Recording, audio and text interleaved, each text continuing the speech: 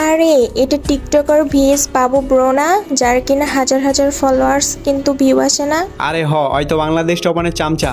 ওর আইডিতে এখন ফিউজ হয়ে গেছে, ওর আইডিতে এখন ভিউ আসে না, ওরে কিক মারো।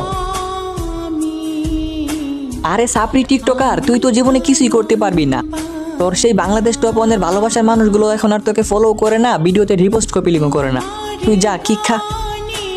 তুই কি ভাবছিস তোরে সবাই রিপোস্ট কপলিং করে আইডি আনফিউজ করে দিবে? তোরে তো সবাই আনফলো করে দিবে, আর তোর আইডি কখনোই ঠিক হবে না। যা টিক্ষা।